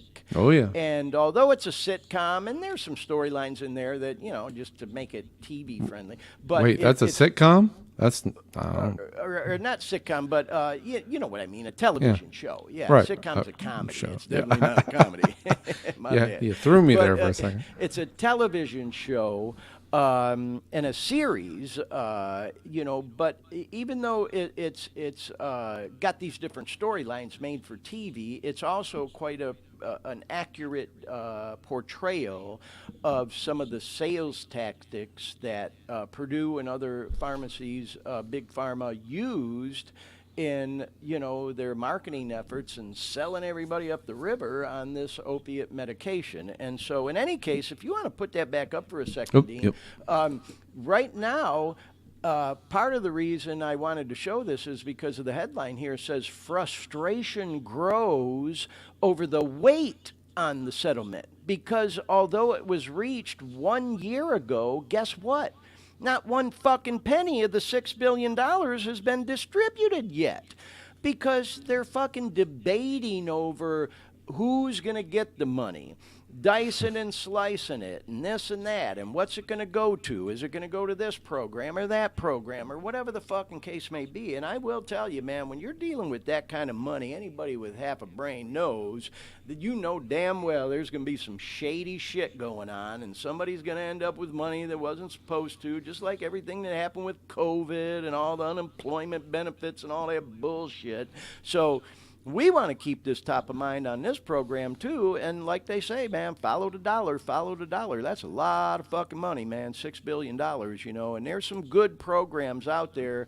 And we're going to try to keep an eye on it. And, one more watchdog agency making sure they spend and invest the money is a better way to say it right, hopefully. So let's Glenn, are you going to get a cut? Yeah. Well, I'll tell you, I'm glad you brought that up, though, Dean, because next week on the program, I got to reach out to him. I'm going to try to have Dennis Silvaggio on the program, who I've talked about on the show before. He's a criminal defense attorney and a high-profile one in Central Florida. Now, Dennis is pretty much retired now, but I guess he still takes some cases, and he's a famous guy. A lot of people know. I was talking about basketball earlier. A lot of people knew him as the Orlando Magic, that guy. He was their biggest fan, and that was just kind of his nickname. nickname and all. But Dennis is a smart guy, you know, and there were times where I thought to myself, because there are people just like me, Dean, who are part of that whole settlement thing, who said, hey, man, you know, I lost my fucking job, I lost my career, I lost my house, my marriage was destroyed, whatever the case may be, because I became hopelessly addicted to your medication that deviantly marketed to the public, you know, sold us all up the fucking river. I got hopelessly hooked and addicted to it and fucking lost everything. You know, you guys fucking owe me. You know, and that's how a lot of people felt about it and still feel about it. And so, sure, your question, I know you kind of said it tongue-in-cheek, but the fact of the matter is, Dean, there were times I thought to myself, you know what, I ought to fucking file, too, for as much as that shit almost cost me my fucking life, man. Well, you know, I would think it'd be easy to prove. I mean, you were prescribed by a doctor. So right there's the smoking gun right now. You are prescribed by a doctor. Yep. Whatever leads beyond that doesn't really matter. You were, if you grew a third arm because of that medicine, you know, well, you'd have my story is well documented. You know? Sure. But here's the thing. I've also said this on this program, Dean. I'm kind of glad you brought this up. You know, it's taking us in a direction we didn't really think about, but I'm glad you brought it up. It's like I've said on here, and I try to feel this way, that, you know, I don't want to be like portrayed as a victim. You know, I don't think of myself as a victim. You know, my struggles with addiction run long before, you know, the whole opioid thing. I'll also say that, you know, I fell victim to it just like anybody else did that got hooked on that shit, you know? And so, yeah, man, I mean, even like this program, let's take this program, for example, you know, not to get into all our business and everything, but there's expenses involved in putting this program on, you know? And so, fuck, we're trying to help people. This ain't about making money. Nobody's getting paid doing this. Well, there are some, you know, expenses involved, like I said, but fuck, hey, man, we'll take a little piece of that $6 billion to offset our expenses doing this program. Believe me, like I said, man, this is becoming like a full-time job. I could use an assistant helping me out, getting this shit all out there on social media and editing videos and all that shit, you know what I mean? So, but in any case, with all that said, I'm really hoping, and Dennis, if you see this, I am going to reach out to you this week. I hope to have him on the program next week, Dean. And although, you know, this whole opioid settlement thing ain't necessarily his area of expertise, he is a criminal defense attorney and a damn good one, you know, and an experienced one who's been around for a long time. He could certainly speak to the legalities and all that kind of shit better than you or I. Because as we've said on this program, you know, we're not no medical experts, we ain't no legal experts, whatever. You know, I'm just speaking from my personal experiences. So, in any case, with all that said, like I was saying, we got to keep our eyes on that money and follow the dollar. And that kind of, I think, is a good transition into this next story, man. I can't resist talking about it. The director of the DEA, yes, the Federal Drug Enforcement Administration, is really catching some hell and some heat about awarding money, federal taxpayer dollars, to these no-bid contracts. Yeah, and there she is, man. And I've said it before on this program, y'all. We ain't getting into politics. This is not what this show is about. Believe me, I do have my opinions on different issues and all, but I'm not getting into them on this program because that ain't what this is about. You know, so Republican, you know, Democrat, conservative, liberal, I don't give a fuck. That's not what this is about.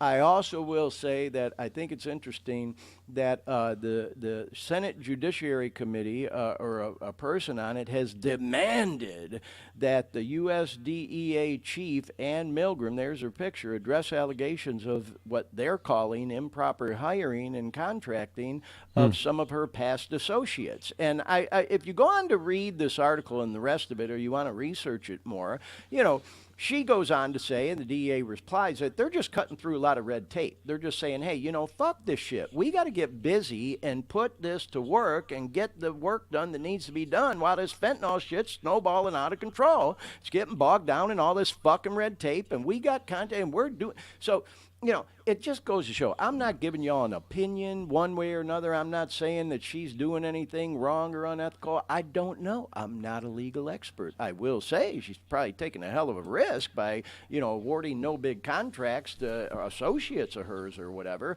But the point again I'm making is, man, you got to have watchdog groups following the fucking money, man, because there's a lot of money involved in all this bullshit. This opiate epidemic ain't no fucking joke, y'all. It's crazy. So let's go on to the next one.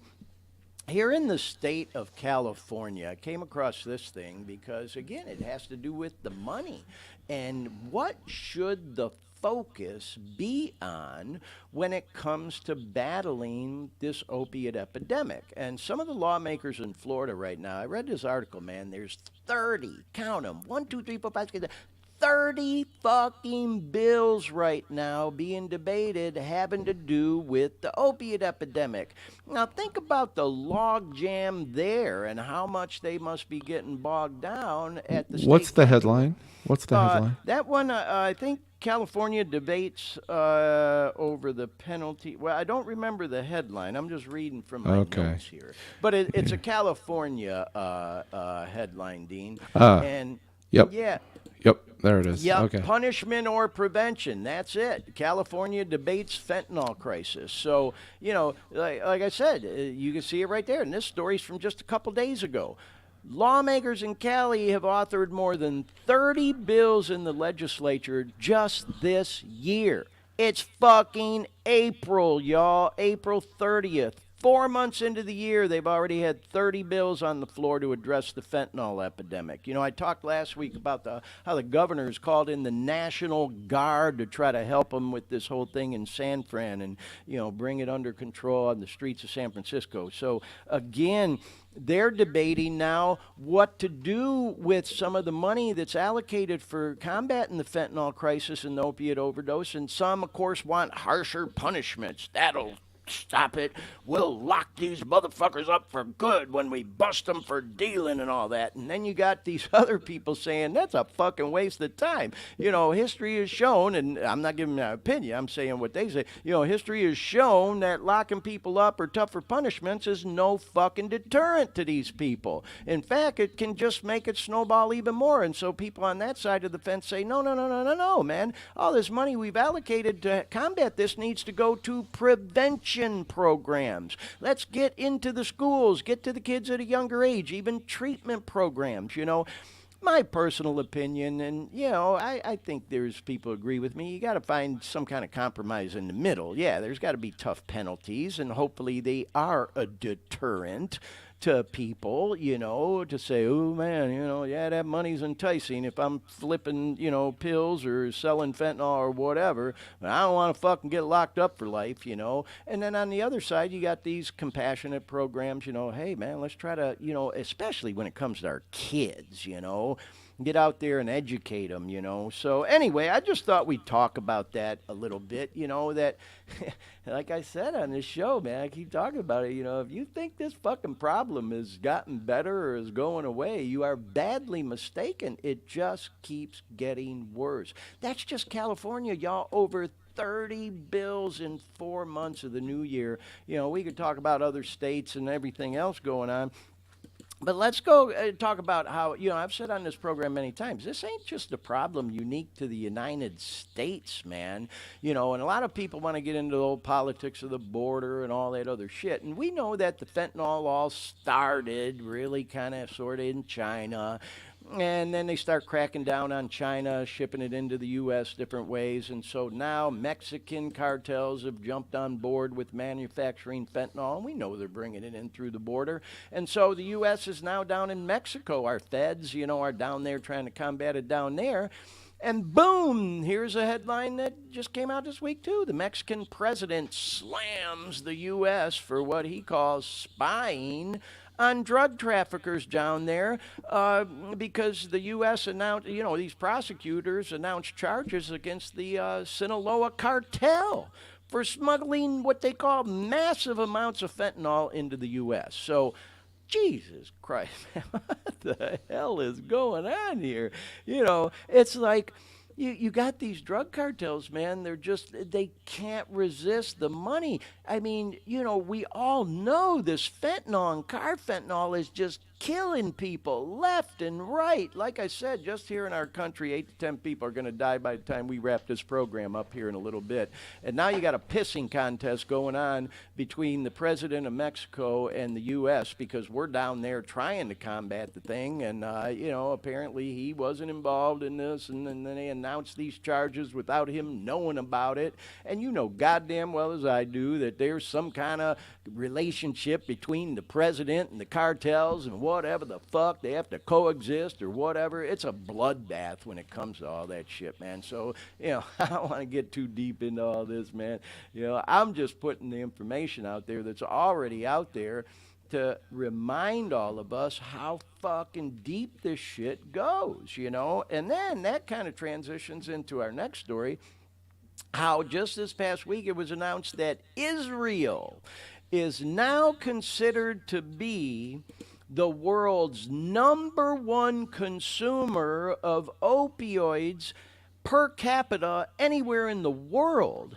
And that now, and this story just came out today. You can see the timeline just released today that this new report traces a spike in use of fentanyl and other opiate, similar drugs. You get the idea, y'all. I don't want to sit here and fucking read to you. But when I say that this is not a problem unique to us here in the United States, I'm not fucking joking, man. This is a worldwide thing. You got a pissing contest with the president of Mexico and the U.S. feds. Fucking Israel now considered to be the #1, per capita, user of fentanyl and other drugs. So this is some serious shit, y'all. This is not a joke. But then it comes all the way back down to the local level. This next story here, I follow the news in Metro Detroit and all just because I grew up there and I read stories online all the time. And I couldn't help but pick up on this one, y'all. There was a doctor in Oakland County, which is in the Metro Detroit area, who was sentenced this past week to 20 years in prison for overprescribing opiate medication and for committing fraud against all the insurance companies. And this was kind of a high-profile case. Yeah, there you go, Dean. And, I just happened to choose the Fox 2 site, but this was in, all the papers, the Detroit News, Free Press, different media outlets up there and all. But again, Oakland County doctor who legally prescribed 1 million plus opioid pills gets a 20-year prison sentence. Man, talk about having blood on your hands, you know what I mean? Now, you got to wonder sometimes, oh my God, doctors, I've talked on this show about how, people ain't always what they present themselves to be. We all wear these fucking masks, and it ain't no different with doctors. Doctors, some of the most egotistical motherfuckers I ever met in my life, and I don't mean that in no mean, evil way. I have family members that are doctors, and I love them to death, and friends and colleagues, but I will say, man, there's some egotistical people, and they can be, and so in any case, here's a guy, who prescribed over 1 million pills, who's going to prison now for 20 years because he could not resist that money. Now, the next doctor we want to talk about, and I'm surprised, quite frankly, he got as low of a sentence as he did. Northern Kentucky doctor got 1 year and a day. Which is a weird sentence. I don't know, there's probably more to that story, but this just came out a couple of days ago, and he was overprescribing opiates to his patients, but as it says, in order to fuel his own addiction to the pills. So if you read this, and the dude was 70, so again, it knows no boundaries when it comes to age or anything. He had these people, man, and the way they caught him is the one patient ended up, flipping on him with the law enforcement. He would say, "Okay, man, I'll prescribe you like I'm just picking a number. I don't know what it was. I'll give you 120 every month, no questions asked, but you got to give 30 of them to me." That's what was going on. So he was getting all these pills from all these fucking people he was prescribing to feed his own fucking addiction. And so, the point I'm making is, man, here we're talking about shit going on with the president of fucking Mexico.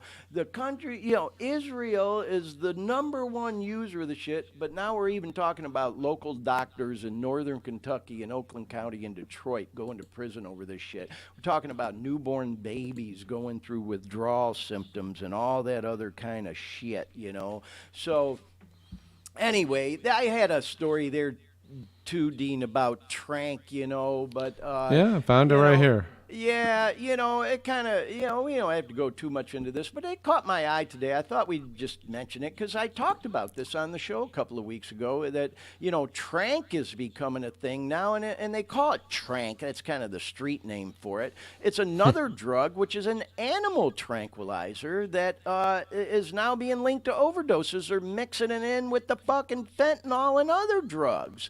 And now it's causing even more ODs. And so a lot of states are starting to restrict it. Like I know in Florida now it's illegal. And so other states are recognizing, man, this Trank is like a new thing now, And so, man, it's just, it's just one thing after another with this whole drug epidemic and opiate epidemic. So anyhow, y'all, that's my rant for today. I've kind of, covered mostly everything I wanted to talk about. I keep looking over because I want to look in the chat. Yeah, there's a couple new ones. What's Lori got to say here? She says, this world has gone to shit. Oh, yeah. Well, some people feel that way with everything going on with this whole drug thing. And someone, I'll just put it up on the screen. Here you go. Look up. Oh, okay. Oh, my. Yeah. She says someone offered her $50 for a Detroit jacket. Yeah, I can say this because I know she won't mind. Lori is originally from Detroit, my hometown, and lives in Orlando now, and that's where I met her and Eric. And there was a jacket. I think it said Detroit Motorcycles on it, Lori. Is that what it was? But anyways, apparently somebody dug that jacket. Kind of like the Orange County Chopper thing. Remember when that was a thing, Dean? Yeah. So, but anyways, with all that said, I do want to talk a little bit about that boy Shebang. Again, we were hoping to have him on the show today, and he was going to be on, but something came up last minute. He couldn't do it. But he did release a brand new song this week, y'all. It's called Emotions. It's such a deep song. Yeah, there you go. Thanks, Dean, for bringing that up. And again, remember, Shebang's stage name is Neela. And this is a pic that I just kind of screenshotted and sent to Dean.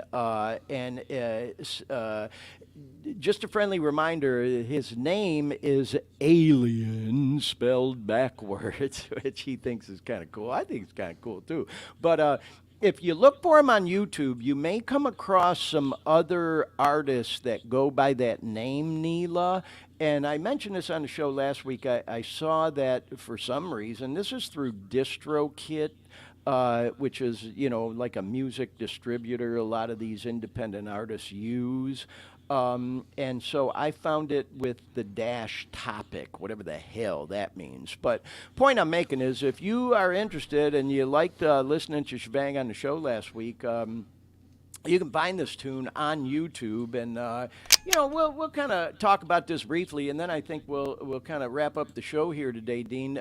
Dean and I had a lively conversation before the program today, and Dean, that's one of the things I love about working with you, brother. You know I love you, brother. We have lively debates about stuff sometimes having to do with the show, and so I wanted to play that song on the show today, and of course Dean had some concerns about, copyright issues, which I totally get and respect. We don't want to get yanked, whether it be the live edition or a recorded edition of the show for playing copyrighted music. I have mixed feelings about that whole copyrighted thing. It's like, we're not trying to use anybody's music, whether it's a big artist or Shebang, who's an independent, by playing it. We're not trying to capitalize on it. We're trying to promote the shit and help them out, but some of these copyright issues are pretty tricky when it comes to the social media platforms like Facebook and YouTube and all that stuff. So I think, I have to say, you persuaded me over, Dean. I also, as I said, when we talked about it, I don't think people tune into this show or will watch the show to listen to music, and I don't want to lose anybody because we play some new song and they go, "What the fuck is this, man?" I listened to this song earlier because I was loading it into the system, and it's wow, yeah, it's I good. know the dude's got skills. He's talented. Mad skills. Yeah, mad skills. So I highly encourage people to go check it out. What I will say, though, on this show, one of our acronyms is music because it helped me so much pulling me through that, horrible time I was going through withdrawals and, kind of get my wits and my mojo back, And I've always been a music guy anyway. I made a living with that shit, and I still just have this obsession and passion for music, and so it's helped me. It literally has helped save my life. And so, it's part of what this show is all about, is talking about music, independent artists, things to that nature. And so I don't want us to get yanked for playing something. So what we're going to do, at least for now, is, we'll have different music artists on the show. We'll talk with them about their stuff, and then we can, promote it like we just did by showing the picture. We can provide links in the chat or in the description after and all that stuff. So, as Shebang said on the show last week, his music's unique. It does reference drugs sometimes and can be a trigger for some people or whatever.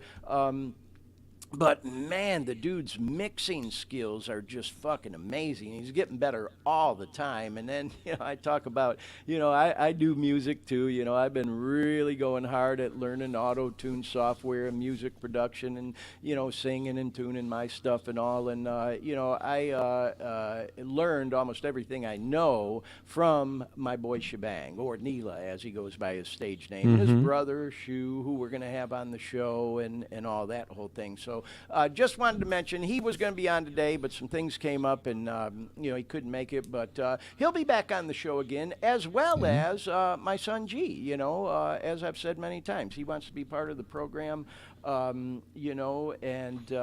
he's a busy guy, so he can't be on every week. So we'll have him on again soon, and we'll be talking more about things like fitness and how important that is in kicking an opiate addiction and all that kind of stuff. So in any case, I hope you enjoyed today's program, everyone, and found it to be entertaining. I was thinking, Dean, I got to come up with like a way to wrap this show, like my final thing that I say, so it's not like an awkward ending. Like, okay, I think that's it. You almost said it, and I was looking at something earlier, and someone said this earlier. Jerry Springer died a week ago. Oh yeah, died of pancreatic cancer, and I think 79 or something like that. Yeah. And you almost said it, like final thoughts, which is a Springer kind of that's what he would do, a final thought. It's interesting you brought it up because, man, I don't want to go on a rant. I just really don't. And like I said, I try to keep everything positive on this show. I don't want to get into politics or negativity or whatever. I'll also say, and I mentioned it on this show, I have a lot of followers and people I follow, that were colleagues of mine in my professional life. And I saw a friend of mine, a colleague, I should say, that was a reporter for the Sentinel, the Orlando, I'm not going to mention no names, Orlando Sentinel. And he posted something about Springer dying, and I was reading through some of the comments, and there was even a news director in there that I never met personally, but we follow each other and we're friends. A lot of people know him. They called him the X-Man. Here, I just kind of broke it. I won't say his name, but man, these guys, I had to really check myself because I was copping a little bit of an attitude about some of the things they were saying about him, and it wasn't pretty, man. They were about Springer? About Springer, like, oh, really? Man, what an asshole he was. He's the one that started that whole type of fucking reality TV. Well, he didn't, but okay. Yeah, exactly. What a piece of shit on the bottom of our shoe. And if it wasn't for him, man, we wouldn't have seen that kind of fucking TV. And I'm thinking to myself, wait a minute. Yeah. Especially with the news director. I said, that shit, this is what I said to myself, that you put out there and want to call news every fucking night. We got to hear about the shooting on this street or this rape or that murder. That's what you call news, bro. Yeah, we all need to be aware of crime going on in our neighborhood, but there's so many fucking good stories and topics like this that should be on the news daily. And you want to fucking put all this bullshit out about the next fucking crime in the neighborhood and wear that on your shoulder like a badge, but you can throw a guy who just died, under the bus. That's pleasant, Yeah, and I don't. You want to hear that from negative, your bro. news guys. If either of you guys see this, hey, peace, I love you. We're all entitled to our own opinion, And here's what I'll also say. Hey, fuck, man. The dude went and got his $1 million check, didn't he? What, are you guys jealous that he got paid and you didn't? Yeah, it was a shit show, like a shit show supervisor. It's no different than watching the WWE wrestling. Yeah, if you just like that kind of stuff, then you like that kind of stuff. Exactly. It wasn't my cup of tea, but I mean, Sure. I watched Springer as much as the next guy, but it was like after a few times, you heard all the hype, like, what the fuck is this? It was like a fucking comedy. And I get it. There were, the kids that saw it, Somebody wrote something like, oh, God, it became just like people watch Price is Right every day. They couldn't wait for Springer every day. And, hey, if that's their cup of tea, yeah. But, man, I was thinking, like, he wasn't the first. Remember Robert Downey? Back in the day. Morton Downey Jr. or something like that. Morton Downey. The Morton Downey Show, yeah. Yeah, even fucking Oprah did shit like that. So what the fuck, man? They all... More power to Springer that he, and I'll bet if somebody else, any fucking buddy had a chance to go out and make $1 million plus, I mean, I'm sure it was multi-millions for doing a show like that, I bet either one of them motherfuckers or anybody else that chimed in on that conversation dogging them would have done it too. So good for fucking him for getting paid, You can call him a sellout and, oh, God, I'll tell you, man, I don't mean to get on a rant, but it got me, that's my fucking mind thinking, man, I get into shit, it's just like, even going into the whole politics thing, I ain't getting into politics, I'm not going to do it. What I will say is, because, that season's coming up too, it's just like, more than the candidates themselves, what frightens me most is the fanatical approach some people take to that shit. And again, I'm not putting my opinion out there. Believe me, I got one. It's just, some people are so fucking far to the right or so far to the left, and it's like they're just fucking stand by until they die, And it's like, and half of them are so misinformed and uneducated about the issue, but it's like them are the folks that frighten me more than the fucking candidates themselves. And we got to remember, sometimes people just take an opinion just to fucking get attention. And I thought about that in that article a little bit, and the comments that were made, like, oh, dude, he's just trying to keep himself relevant by taking a position on something that he knows will probably push some people's buttons. And it did push mine for a minute, because I respect them guys, and I'm thinking to myself, what the fuck, you guys? Come on, man. How you gonna fucking diss a guy who just fucking died, because of your stupid fucking opinion? Keep your fucking opinion to yourself.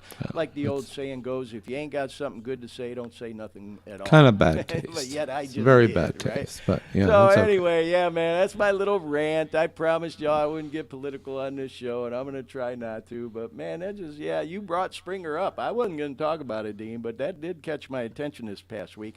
What was weird with him is, I don't know if you caught this, but at the end of his life there, in addition to the Springer show, he started doing like a Judge Judy type thing. Did you see that? I didn't watch it. I just caught bits and pieces of it. But he was literally doing like the whole Judge Judy thing, but it was Jerry Springer. Like, what the fuck was that? So, like I said, man, I mean, if he died of pancreatic or whatever the fuck, he had to have known by then. So he was just trying to live his life as better as anybody else. He put all these people on these fucking pedestal shit, man. And it's I think he's been off the air for probably a decade or more. So Is that what it I'm was? pretty. Well, maybe that was a rerun. I don't know, but it was on recently, you know. But it's like I'm going to wrap up on this note, you know, because you know I didn't mean to go on a little rant, but you know that's just the way my mind thinks sometimes. I'm human, just like anybody else. Of course, I get irked and my button gets pushed. Lori's sometimes. chatting in. Yeah, I see. She said it was funny. But I thank God I'm at a point in my life where when I start thinking that way or letting, especially social media shit affect my mood and thinking, I'm able to check myself and say, whoa, Glenn, come on, man. This is fucking social media. Why are you letting this shit get under your skin? And it's like I've talked about on this program, one of my favorite motivational speakers is that guy, David Goggins. Am I saying it right? I have no idea. Used to be, I think, a Navy SEAL or whatever, and he has that video clip that's so popular out there on TikTok and YouTube Shorts and all, where he says, man, when he finally got it, this was like his moment of enlightenment, when he realized that one of the things that was holding him back from being his authentic self that got him so much freedom was realizing that everybody in this life is fucked up. And that some people are just better at hiding it than others. Wow. That sounds almost like a George Carlin moment there. Yeah, exactly. We're all just human, man, and life is short. And guess what? Quit taking it so goddamn seriously because we're all going to die anyways, Yeah. So sometimes people want to put these opinions out there about how they're the ultimate authority on things and that, That's what social media is for. Yeah, so, and, even going back to, like, this program, I was thinking to myself, I was talking about that guy who's a program director, so, like, back in them days, man, when I was first starting out in this business, even before you and I, Dean, did the food show, it's like you were at the mercy of guys like that to do anything on the air. If a fucking program director, which is so subjective, didn't like the way you looked, the way you talked, the way you act, whatever, you weren't getting on the air, whether it was radio, TV, or whatever the fuck, Thank God we're not at the mercy of people like that anymore, and it probably irks the fuck out of some of them that, guess what, bro, you can't do a fucking thing about me being on here and doing this show.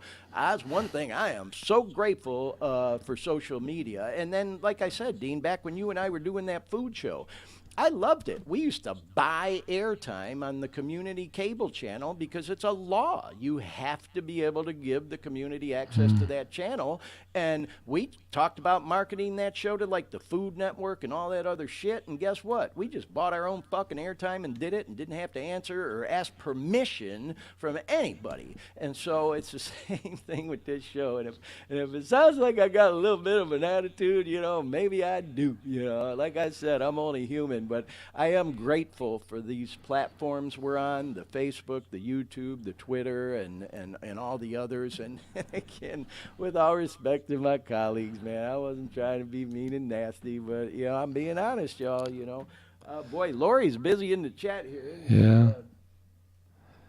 Anyways, well, thank you, Lori, for participating. Anybody else who's been, I saw we've had a lot of viewers fluctuating up and down throughout the program today.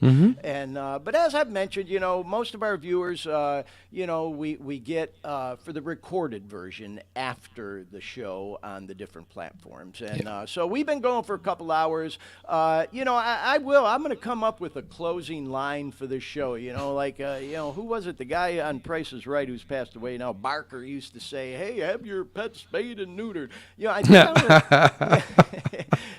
think I'm going to do, tip your Lyft and Uber driver. Nobody tips them poor people, man, It's like, I give always them a tip. fucking dollar or two. I always tip. Yeah, good. And, and whether you do it in the app or cash, give them a couple bucks, man, It's like if every rider, say the average Lyft or Uber driver maybe gives 15, 20 rides, everybody gives them a couple bucks, man. It covers their fucking gas, which out here in Cali, it's still $4.50, $5 a gallon, So anyhow, tip your Lyft and Uber driver. Hope you enjoyed the show, y'all. It was a long one today, but we covered a lot of good stuff. And again, if anybody watching the show today is trying to kick opiates, we hope we killed a couple hours for you, man, with some good, positive, and hopefully entertaining information. Hoping to have Dennis on for the next program, and if I can get a commitment from him to be on next week, criminal defense attorney Dennis Salvaggio, he'll bring a unique perspective to this topic from a few different angles, and he did agree to be on the show. I just haven't talked to him about it officially yet. Okay. So I'll keep you posted on that, Dean. Have a safe week, everyone. Be cool, and God bless. We'll talk to y'all soon. All right. All right. Yeah. Now I got to find the video. Okay.